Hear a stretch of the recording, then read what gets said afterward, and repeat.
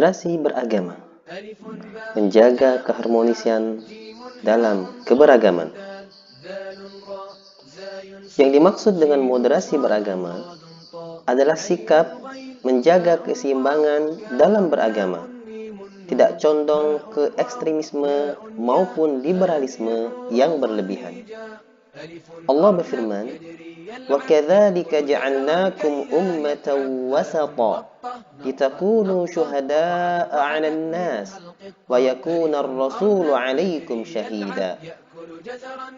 Dan yang demikian itu, kami telah menjadikan kalian umat Islam sebagai umat pertengahan, agar kalian menjadi saksi atas perbuatan manusia, dan agar Rasul Muhammad menjadi saksi atas perbuatan kalian. Tujuan moderasi beragama adalah membentuk masyarakat yang menghargai keberagaman dan menghindari konflik antar agama.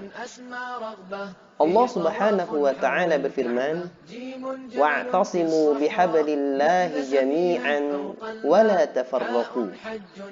Berpegang teguhlah kamu semuanya pada tali agama Allah, janganlah bercerai-berai. 9 kata kunci dari moderasi beragama. Yang pertama, toleransi. Yang kedua, komitmen kebangsaan. Yang ketiga, anti kekerasan. Yang keempat, menghargai tradisi. Yang kelima, kemaslahatan. Yang keenam, adil. Yang ketujuh, keseimbangan. Yang kedelapan, kemanusiaan. Dan yang kesembilan, kemajemukan. Yang pertama, toleransi. Sebuah hadis an Ibnu Abbas qala qila li Rasulillah sallallahu alaihi wasallam ayyul adyani ahabbu ila Allah qala al-hanifiyatus samha. Dari Ibnu Abbas radhiyallahu anhu, dia berkata, dikatakan kepada Rasulullah sallallahu alaihi wasallam, agama apakah yang paling dicintai oleh Allah? Maka beliau sallallahu alaihi wasallam bersabda, yang lurus lagi toleran. Hadis riwayat Al-Bukhari. Yang kedua, komitmen kebangsaan. Allah Subhanahu wa taala berfirman, Ya ayyuhan nas, inna khalaqnakum min dzakarin wa untha wa ja'alnakum syu'uban wa qabaila lita'arafu. Inna akramakum 'indallahi atqakum. Innallaha 'alimun khabir. Hai manusia, sesungguhnya kami menciptakan kamu dari seorang laki-laki dan seorang perempuan, dan menjadikan kamu berbangsa-bangsa dan bersuku-suku, supaya kamu saling kenal mengenal. Sesungguhnya orang yang paling mulia di antara kamu di sisi Allah ialah orang yang paling takwa di antara kamu. Sesungguhnya Allah Maha mengetahui lagi Maha mengenal. Yang ketiga, anti kekerasan. Allah Subhanahu wa taala berfirman, Ya ayyuhalladzina amanu la ta'kulu amwalakum bainakum bil batil illa an takuna tijaratan an taradin minkum wa la taqtulu anfusakum Innallaha kana bikum rahima. Hai orang-orang yang beriman, janganlah kamu saling memakan harta sesamamu dengan jalan yang batil, kecuali dengan jalan perniagaan yang berlaku dengan suka sama suka di antara kamu.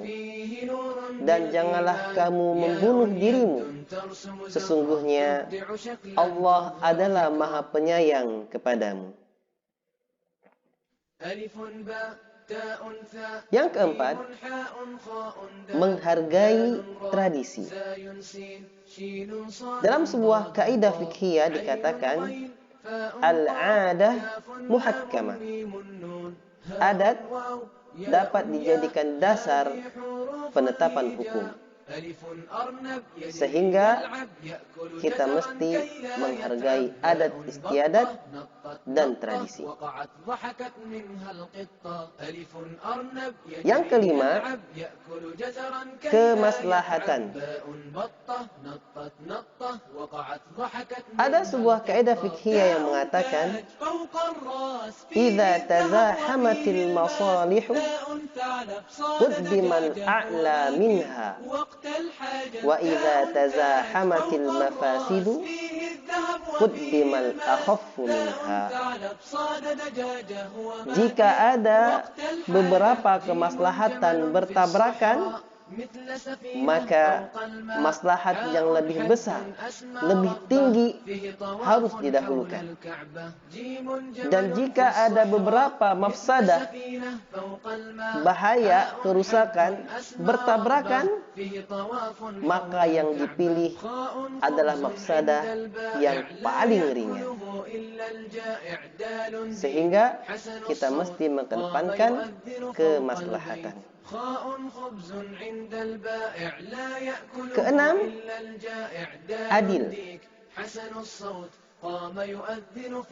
Allah Subhanahu wa ta'ala berfirman,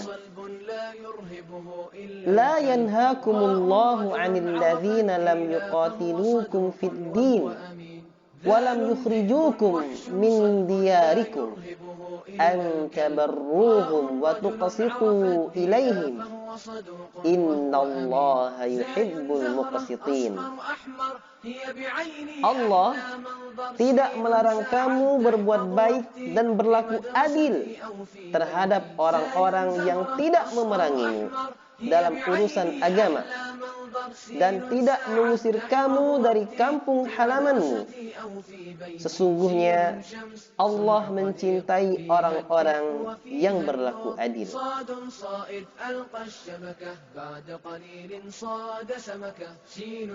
Sehingga kita mengedepankan keadilan. Yang ketujuh, keseimbangan. Allah Subhanahu wa ta'ala berfirman, Wabtaghi fima ataakallahu ad-daral akhirah wa la tansa nasibaka minad dunya. Dan carilah pada apa yang telah dianugerahkan oleh Allah kepadamu kebahagiaan negeri akhirat. Dan janganlah kamu melupakan bagianmu dari kenikmatan duniawi. Di sini kita mesti memperhatikan keseimbangan. Cari akhirat, jangan lupakan dunia. Dan yang semisalnya.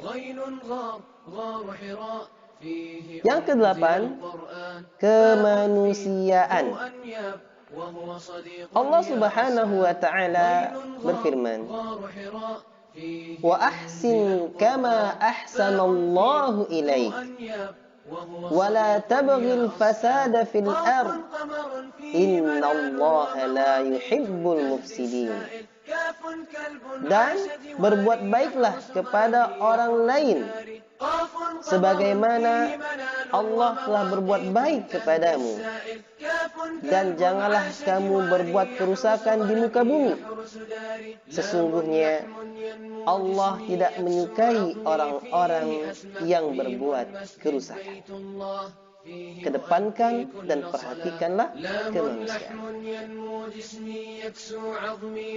Dan yang kesembilan adalah kemajemukan. Di sini Allah Subhanahu wa ta'ala berfirman, Ya ayyuhan nas, inna khalaqnakum min dzakarin wa untha وَجَعَلْنَاكُمْ شُعُوبًا وَقَبَائِلَ لِتَعَارَفُوا إِنَّ أَكْرَمَكُمْ عِنْدَ اللَّهِ أَتْقَاكُمْ إِنَّ اللَّهَ عَلِيمٌ خَبِيرٌ.